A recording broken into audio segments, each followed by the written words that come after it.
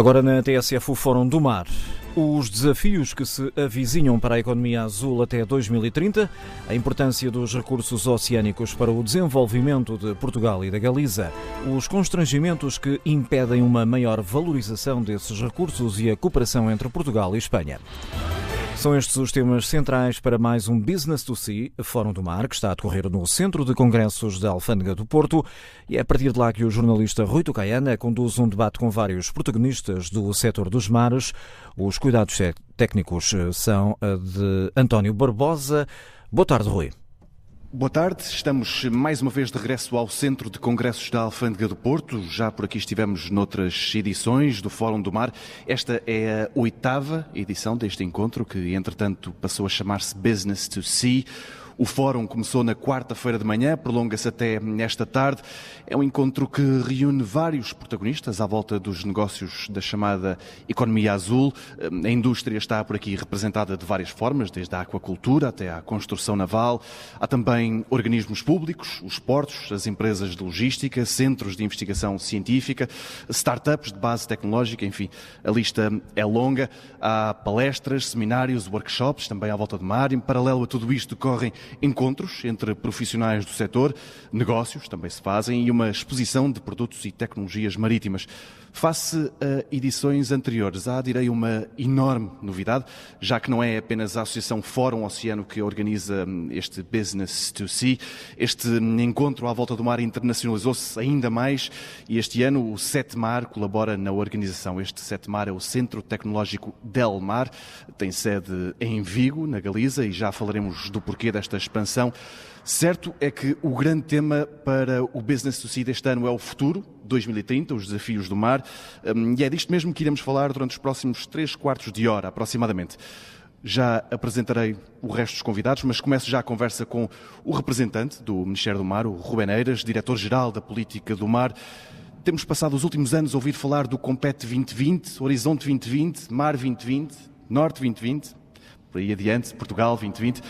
Numa altura em que ainda nem sequer chegámos a essa data, já estamos a dar o salto para 2030. É esta a altura certa para começar a tratar do futuro do mar, Rubén Eiras? Bom dia. Antes de mais, muito obrigado pelo convite aqui neste programa. É sempre tarde para tratar do futuro do mar. E 2030 pode parecer muito distante, mas está mesmo aí à porta. E, nesse sentido, o que, como foi já anunciado pela Sra. Ministra do Mar, na última Comissão Interministerial dos Assuntos do Mar, foi dado início ao processo de revisão e de update da Estratégia Nacional do Mar. Que avenidas é que temos, que focos é que podemos ter em frente para essa atualização? O foco tem que ser em construir uma economia azul sustentável. Essa, portanto, é uma das partes do coração da Estratégia Nacional do Mar. E o que é a economia azul sustentável? Não podemos cometer os mesmos erros que foram cometidos tanto em terra em outros sectores. É por todos conhecidos o estado em que o oceano e os desafios que o oceano enfrenta, portanto, a nível ambiental. No entanto, também é simultaneamente uma fonte de riqueza estratégica e que para países como Portugal e também como, portanto, Espanha, são países marítimos e que têm que construir uma estratégia que consiga desenvolver e aproveitar e usar, explorar esses recursos de uma forma sustentável. Como é que isso se faz? Temos que apostar na inovação, ou seja, em tecnologias que consigam desenvolver economicamente, explorar esses recursos, mas mitigando ou até eliminando as externalidades ambientais negativas que essas atividades possam fazer. Isso é um primeiro aspecto. Segundo aspecto, temos que ter um planeamento do espaço marítimo verdadeiramente efetivo e que corresponda, digamos, a um uso inteligente e integrado do espaço marítimo. Não há economia azul sustentável sem um planeamento do espaço marítimo realmente bem feito. É por isso que ontem foi anunciado pela Sra. Ministra a segunda consulta pública da proposta revista do Plano de Situação do Ordenamento do Espaço Marítimo e, em paralelo com a dimensão, portanto, ambiental, também uma proposta de identificação do relatório das áreas marinhas protegidas, das zonas de potencial ecológico para, portanto, aumentar as áreas marinhas protegidas até 14% do nosso espaço marítimo até 2020 e já com os olhos postos em 2030 para 30%, excedendo aquilo que é o objetivo da ONU estabelecido de 10%. Deixe-me interrompê-lo, porque falou-me de estoques, falou de ambiente, falou também de ordenamento marinho. O mar é também um canal para as exportações e este é mais duro. E é um desafio que está muito em voga. Hoje, a Sra. Ministra Ana Paula Vitorino não está aqui porque está a tentar resolver, de alguma forma, a greve dos estivadores em Setúbal. Pergunto-lhe, Rubén Eiras, a longo prazo, ou seja, tendo este horizonte 2030 à nossa frente, o país deve estar preocupado com o resultado destas greves dos estivadores do Estado, como estão os portos neste momento? Bem, nós vivemos numa sociedade aberta, democrática. O direito à greve é um direito consagrado na Constituição e faz parte do jogo democrático e é totalmente natural que assim decorra. Mas devemos estar preocupados? O que quero dizer com isto é que solução encontrar-se-á com certeza. É claro que ao longo, digamos, deste processo, não é um processo linear, é um processo que tem, digamos, os seus avanços, recuos, paragens, mas que, naturalmente, nós, portanto, a sociedade portuguesa deu até hoje sinais de que sabe racionalmente encontrar, portanto, as suas soluções. E é isso que, em muito breve trecho, será, portanto, encontrado. Muito bem. Viro-me agora também para António Nogueira Leite. Ele é o presidente da Fórum Oceano, é o principal organizador deste Business to Sea. A Fórum Oceano é uma organização privada com mais de 100 associados e tem como objetivo impulsionar o setor. Há um ano fazia aqui o repto neste encontro, mas na edição passada, que é preciso aumentar de forma visível o peso da economia azul até 2020. Não chegámos lá, mas não chegámos lá a 2020, mas estamos no bom caminho para que isso aconteça? Muito boa tarde, muito obrigado também pelo convite. A Fórum Oceano, na continuação do que a sua antecessora, Oceano 21, fazia, tem muito gosto em promover aqui no Porto, todos os anos, estes encontros, que nós esperamos que ajudem também a esse desidrato, que é não só que seja um fórum de discussão para os problemas do mar, da economia azul e da prospectiva num horizonte mais amplo, como o professor Rubén Eiras acabou de falar, mas também porque nós temos aqui um meeting point de negócios que tem funcionado cada vez mais intensamente e com cada vez mais procura por parte de empresários portugueses e não só, que tentam fazer andar para a frente atividades comuns nesta área da economia do mar e achamos que isso é, enfim, é alguma das ajudas que se pode dar nessa dinamização. Eu devo dizer que a dinâmica tem sido positiva, gostaria que o salto fosse maior.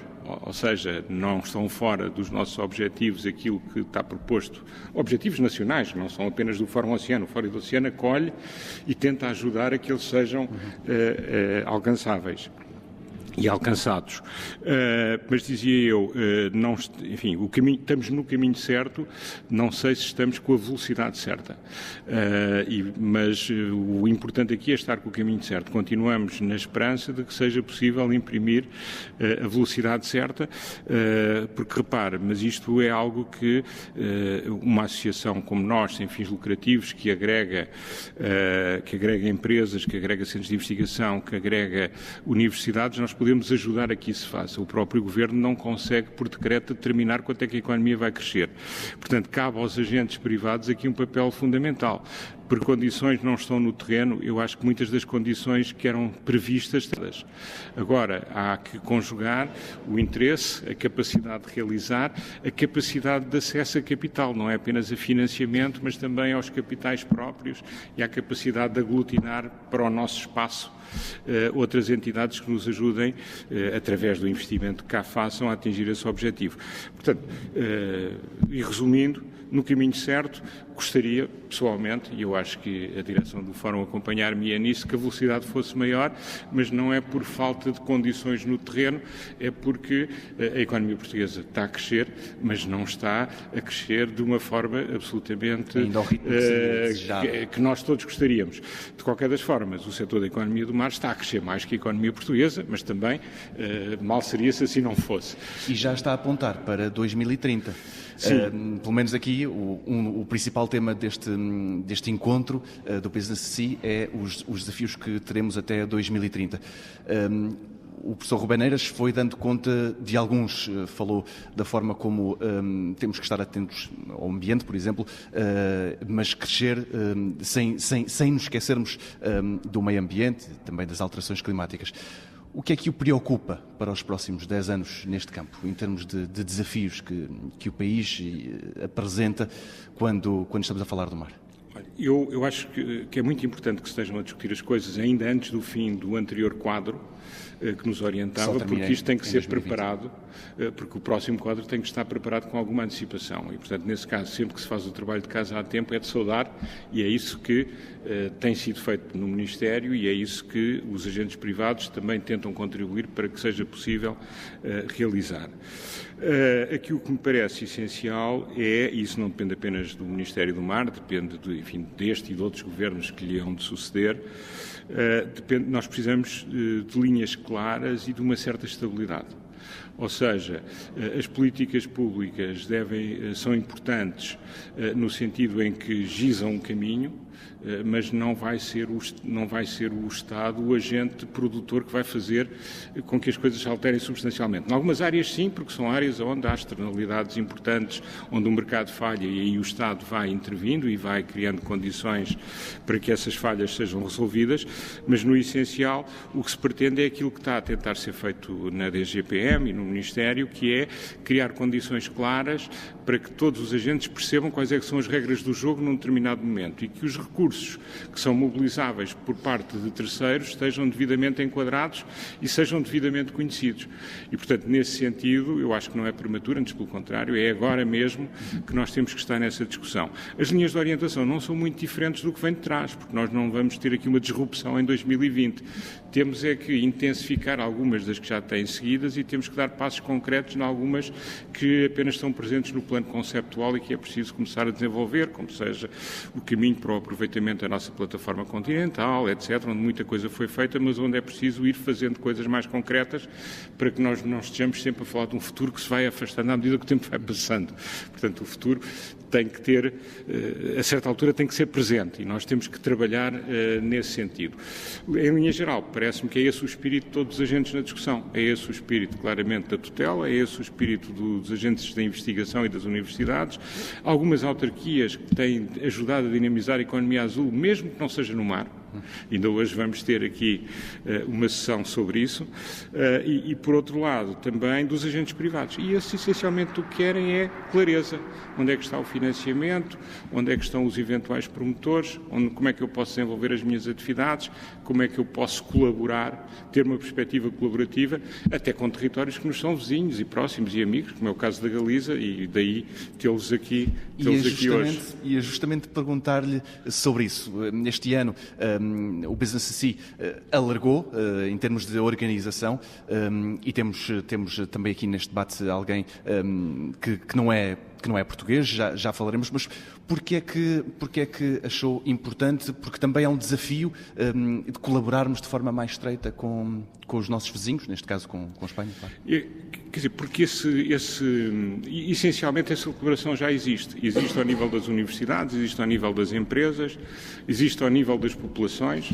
Como nós sabemos, é sempre um bocadinho difícil perceber em que país é que estamos, também é a semelhança entre uma região e a outra, e cabe aos clusters e às unidades como o Setmar também fazer parte desse movimento e ajudar a estruturar esse movimento de colaboração, que pode ser mais intenso, mas que já existe. Portanto, nós estamos apenas a apanhar o barco que está em movimento e que resulta da enorme interrelação e da enorme vantagem que todos reconhecermos numa colaboração maior nesta faixa atlântica entre Portugal como um todo, especialmente o Norte, e porque realizamos isto a Norte, isto é mais óbvio aqui, mas é óbvio no país inteiro e parece-me, e pelo menos é os sinais que temos, muito óbvio também da parte dos nossos amigos da Galiza e, portanto, nesse sentido, apenas estamos a dar visibilidade a uma coisa que já existe e que nós gostaríamos, pelo menos da nossa parte, que se intensificasse, que se tornasse, digamos, estruturasse ainda mais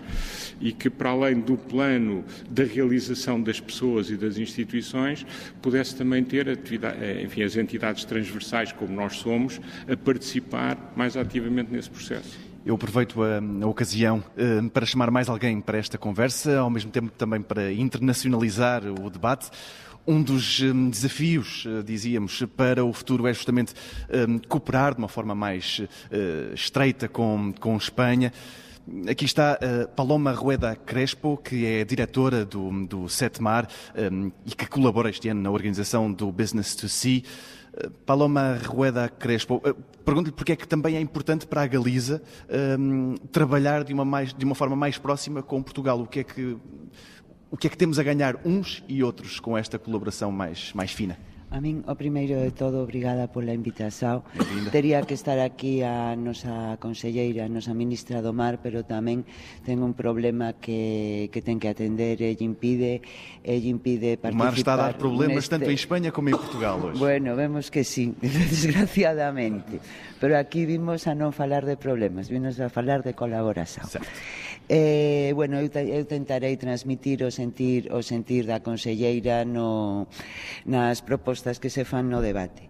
Non cabe dúbida que xa dende hai moito tempo a colaboración entre Galicia, a nosa rexión, e Portugal reflíctese profundamente na nosa paisaxe industrial, na nosa paisaxe económica, na nosa paisaxe social, cultural, en fin, dende hai moitos anos levando unha estreitísima colaboración, pois tanto en sectores tradicionais ligados ao mar, o compartimos, dende logo, e xa están consolidados, como pode ser a pesca e a acuicultura, como pode ser a construcción naval e as súas industrias accesorias, e como pode ser tamén a industria de transformación dos produtos do mar. Non cabe dúbida que estos é unos sectores que xa están moi afianzados, que teñen moitísimos empregos ao redor e teñen unha facturación económica importante, tanto en Portugal como na Galicia. Ahora mismo, bueno, xa hai novas formas de colaboración para, bueno, que vense producindo de forma natural. Consideramos nos sectores emerxentes, podemos falar do sector das enerxías renovables mariñas, ainda queda moito por desenvolver aí, pero non cabe dúbida que polo momento, bueno, xa teñen un potencial para as nosas rexións e para as nosas industrias. Polo momento xa supón un importante mercado o que concierne ás industrias do naval, da logística e incluso a industrias das renovables terrestres. Hai outro sector no que Portugal, nos está quizá dando leccións que nosotros inmediatamente tentamos aproveitar, que é a industria da biotecnoloxía. As moléculas activas que se poden extraer do mar son moléculas bioactivas que van a tener unha repercusión no noso benestar, basicamente na nosa saúde. Nos mismos somos mar, nun 80% o noso corpo é auga con sales e nos vimos do mar. É lóxico que as moléculas que proceden do mar teñen moitísima afinidade con nós mesmos, se está determinando que para aplicaciones na saúde son importantes, pero teñen unha complexidade que a súa extracción, a súa síntesis, aí sí que entra o campo da biotecnoloxía, no que estamos tentando de desarrollar importantes traballos xa con prometedores resultados. No CETMAR, no Centro Tecnológico do Mar, do qual é a diretora? Non, têm trabalhado nessa área ou non? O CETMAR non é un centro que se adique a investigación, é un centro de innovación. Nós diríamos que xestionamos e coordinamos coñecemento. Acadamos os mellores resultados, os mellores investigadores, as mellores propostas e poñemos de acordo a todos para leválas adiante. E nesta senda da cooperação, por acaso tem portugueses a trabalhar lá no CETMAR ou é algo que está à procura, não sei? Bueno, traballamos en moitísimos proxectos en conxunto. De feito, a nosa participación no Business to Sea surdeu porque tanto a parte investigadora de Galicia e Portugal está moi unida. Nos participábamos como asistentes a este evento, pero unha vez que fixemos contas dos proxectos que tenemos en común, eran tantos que... Mais valia ajudar na organização. Que foron, sí, que tiveron a delicadeza que nos agradecemos moitísimo de ter xa unha participación, diríamos, máis institucional, pero ben dada tamén por la estreita colaboración que tiñamos de forma natural. Concorda, Ruben Eiras, Portugal tem a ganhar com esta cooperação com Espanha aqui. Paloma Arrueda Crespo falava em biotecnologia, principalmente nestas áreas de biotecnologia, onde até confessou que a Espanha tem aprendido muito com Portugal. As energias também offshore. Portugal tem a ganhar com esta cooperação com a Galiza? Naturalmente que sim, aliás. Portugal só ganhou quando foi uma economia aberta, uma sociedade aberta e profundamente conectado com não só as nações que estão ao seu redor, mas também com outras zonas do mundo. Foi isso que trouxe prosperidade a Portugal. E o mar é exatamente o espaço para essa conectividade e para esse aprofundamento da cooperação. Uma prova concreta do que é que já está no terreno, fazemos aqui um pequeno trabalho de casa sobre o que é que Portugal e Espanha estão a trabalhar em conjunto. Por exemplo, no último concurso do Interreg, que é o programa de cooperação interregional da Comissão Europeia, temos 16 programas a decorrer entre Portugal, e Espanha, em que 11 desses projetos, são com a Galiza. E no mais variados aspectos.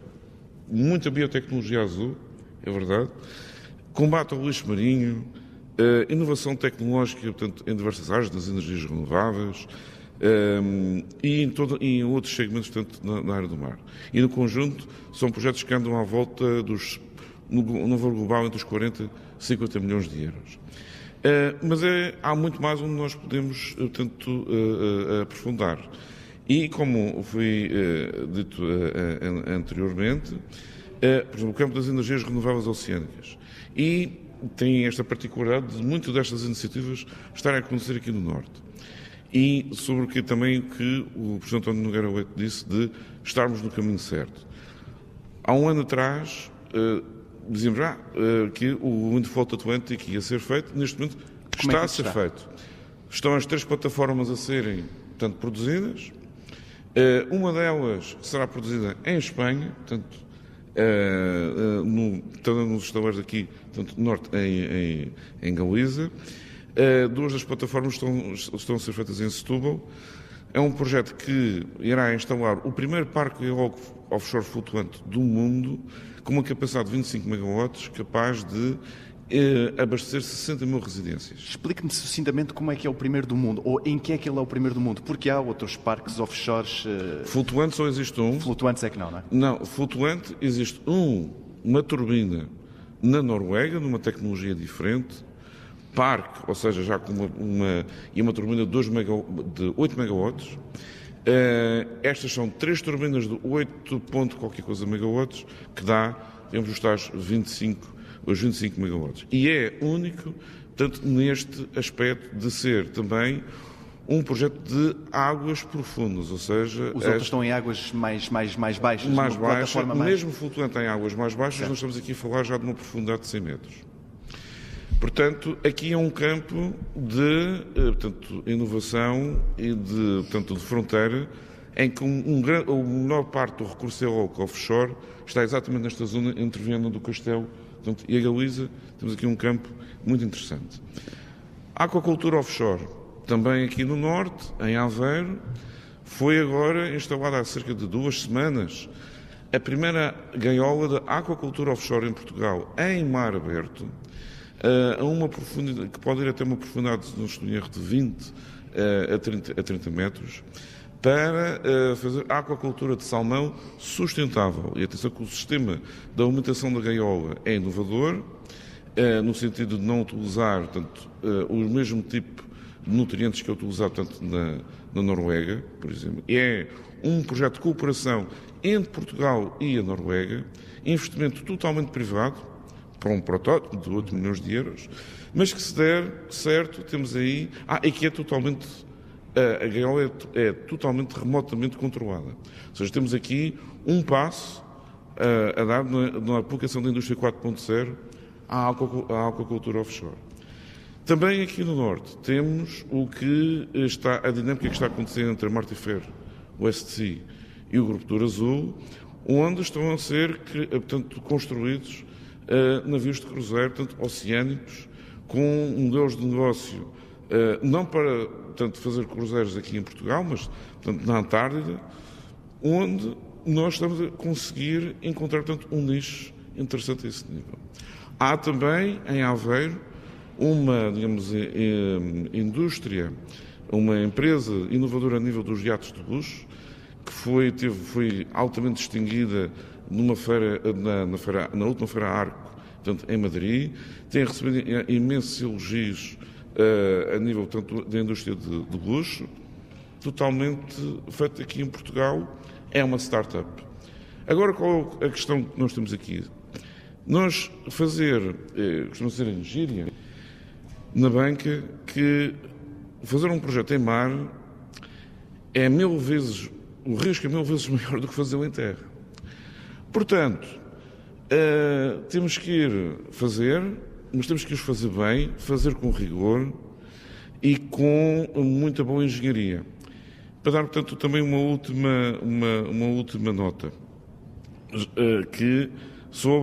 ainda sobre as áreas marinhas protegidas e como isto tudo se conjuga. Nós temos que também as áreas marinhas protegidas como um banco. É a nossa poupança, digamos, naquilo que é o nosso espaço marítimo. E é aquilo que sustenta tudo isto que nós poderemos fazer a nível da parte, da inovação. Claro que estas novas atividades, e algumas delas, vão criar uma coisa que se chama conflitos de uso. Mas é para isso que, mais uma vez, serve o plano de espaço, do ordenamento do espaço marítimo. É para conciliar e congregar essas multitudes de uso.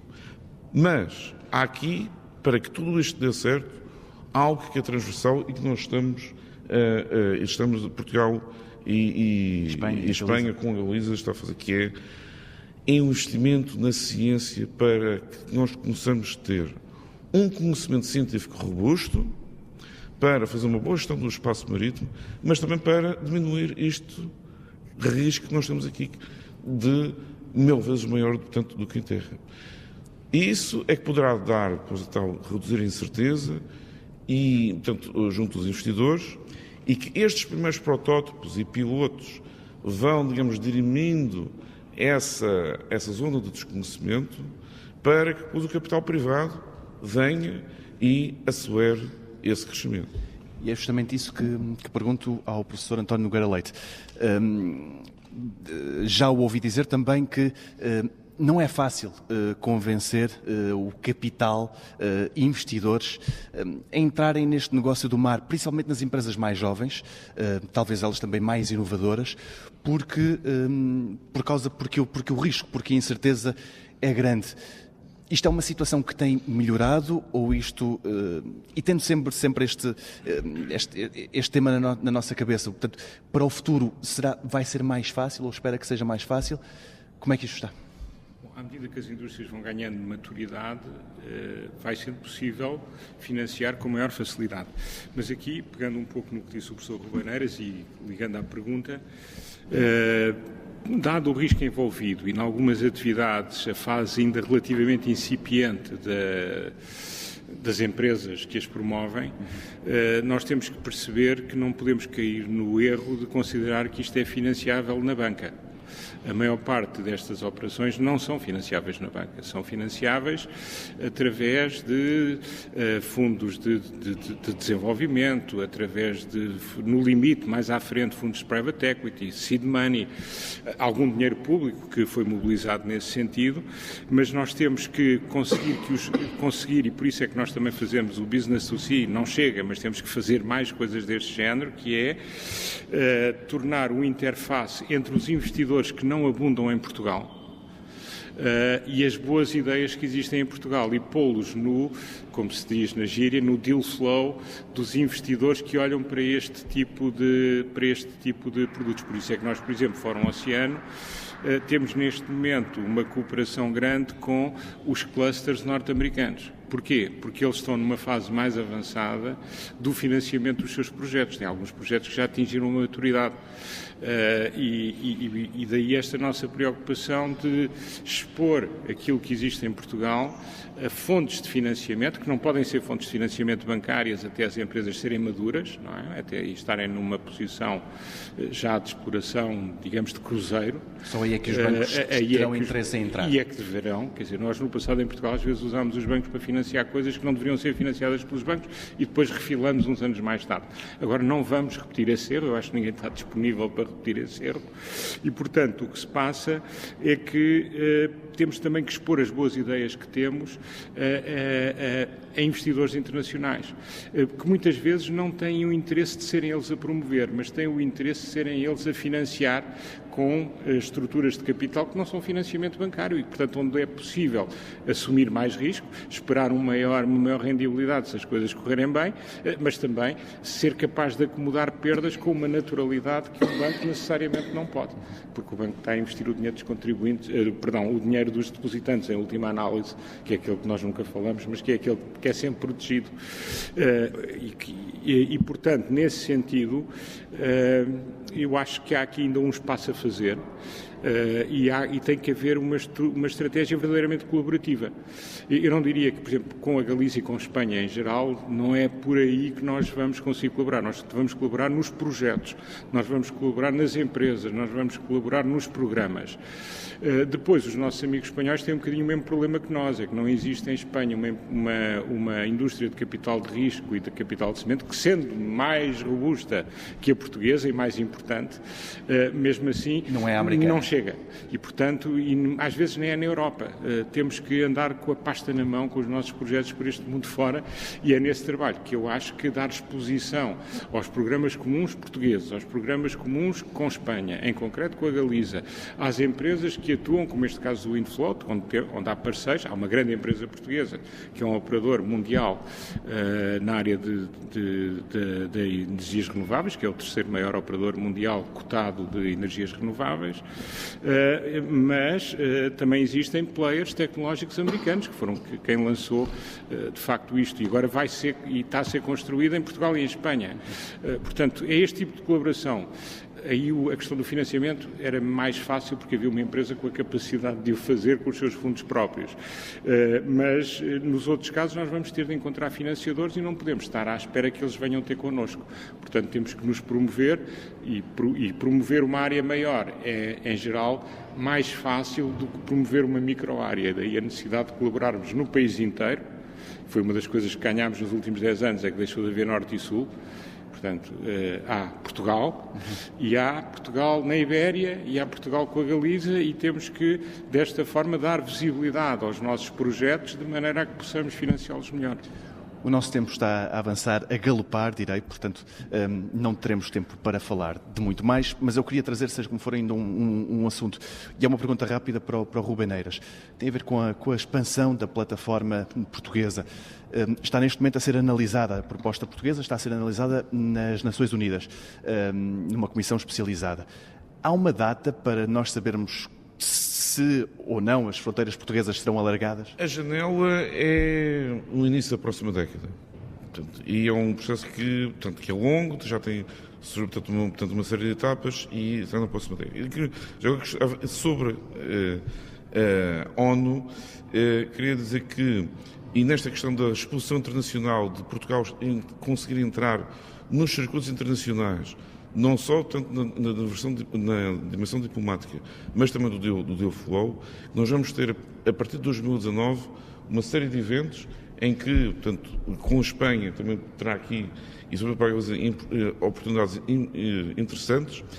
Iremos ter em 2019 o European Maritime Day, do Europeu Marítimo, em maio. Portanto, é um evento que vai congregar 2.000 pessoas, portanto, em Lisboa. Iremos ter também no mês de maio o Oceans Meeting 2019, nosso evento internacional, e em 2020 iremos ter em Lisboa a Conferência do Oceano da ONU, por volta do mês de junho. E aí, se calhar, já gostava de ter uma resposta da ONU quanto à plataforma, ou ainda será cedo? Isso são processos internos. Cedo, já percebi que será cedo. O mais importante é nós conseguirmos agarrar estas oportunidades, termos uma presença forte para internacionalizar a economia do mar português. Pergunto ao professor António Nogueira Leite, e Portugal está a conseguir agarrar estas oportunidades? Eu tentei perceber aqui de uma data para sabermos da plataforma, da expansão da plataforma continental portuguesa, isto porque também toda esta estratégia para o mar estará muito dependente dela, não é? Sim e não. Vou dizer porquê. Porque eu acho que fazer crescer a economia do mar não requer necessariamente um avanço enorme nesse sentido, sendo que essa área é fundamental. Portanto, nós temos que fazer o trabalho de casa com o que já temos. As energias para... Não, e sobretudo que é uma coisa que nós temos é que encontrar a forma de como é que vamos poder liderar esse aproveitamento, sabendo que em Portugal não há o capital para fazer esse aproveitamento. Não há nas empresas, não há nas instituições financeiras e não há no Estado. E, portanto, agora, podemos fazer crescer a economia do mar muito, podemos chegar aos objetivos que estão postos e superá-los num horizonte dos próximos 12, 13 anos, sem que estejamos a retirar ainda muito partido de algo que é importantíssimo, que é a nossa plataforma continental. Quer dizer, na proximidade da costa, nós temos muito ainda para fazer e podemos fazer crescer muito a economia portuguesa. E a economia do mar, contribuindo para o crescimento da economia portuguesa. O nosso tempo está a chegar ao fim, mas eu não queria terminar sem fazer uma última pergunta ao professor António Nogueira Leite. Isto porque o calendário também ajuda a introduzir este tema, e é um tema que não estava no menu. Este vai ser o último Business to See antes de haver eleições legislativas, que estão previstas para setembro, outubro do próximo ano. A senhora Ministra do Mar não está aqui, estava previsto estar, mas não pode estar, claro. Mas que avaliação é que faz deste governo em relação às políticas do mar? Olha, naquilo que diz mais respeito ao Fórum Oceano, eu acho que estão em linha com aquilo que foram as nossas conversas iniciais com este governo. a Sra. Ministra teve sempre ambições que eram relativamente realistas face àquilo que era possível. Nós abandonámos, felizmente, e o Governo começou também por dar esse exemplo, nós nunca o tivemos, mas as entidades públicas durante alguns anos tivemos um discurso triunfalista de uma mudança radical da economia portuguesa com base na economia do mar.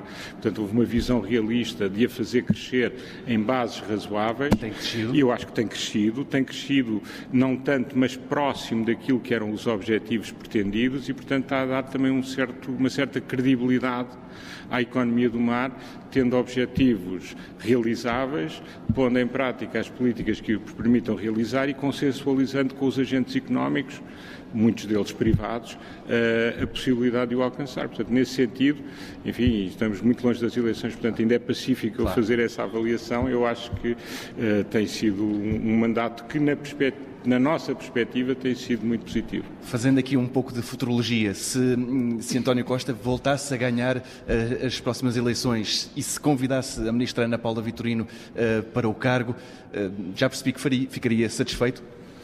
É uma pergunta. Nós não temos a opinião sobre as escolhas do Primeiro-Ministro, não é? Mas, enfim, conhecemos a pessoa há muitos anos e é uma pessoa séria, com determinação e, portanto, nesse sentido é sempre ela ou outra pessoa com estas características é sempre bem-vinda, porque o que nós queremos é ter interlocutores com sentido de Estado, com seriedade, com responsabilidade, e é isso que temos tido e é isso que, independentemente da pessoa, é isso que gostaríamos de ter no futuro. Isto para que daqui a 10 anos a economia do mar esteja ainda melhor do que está hoje e, como disse o professor António Nogueira Leite, está a crescer bem. Bom, muito obrigado a todos. Passamos estes últimos 3/4 de hora, mais ou menos, com o anfitrião, António Nogueira Leite, da Fórum Oceano, Paloma Rueda Crespo, do Centro Tecnológico do Mar da Galiza, e também com o Rubén Eiras, do Ministério do Mar. Uma conversa sobre os desafios do mar para os próximos 10 anos, uma maior cooperação com a Galiza e com a Espanha, de onde é que essa cooperação pode ser aprofundada, e o que pode o Governo português também fazer para que os próximos 10 anos sejam de águas e de portos até de estivas favoráveis. Estivemos a transmitir a partir do Business to Sea, Fórum do Mar 2018, na Alfândega do Porto, um encontro que só termina mais logo. Uma boa tarde. Numa edição e moderação de Rui Tocaiana.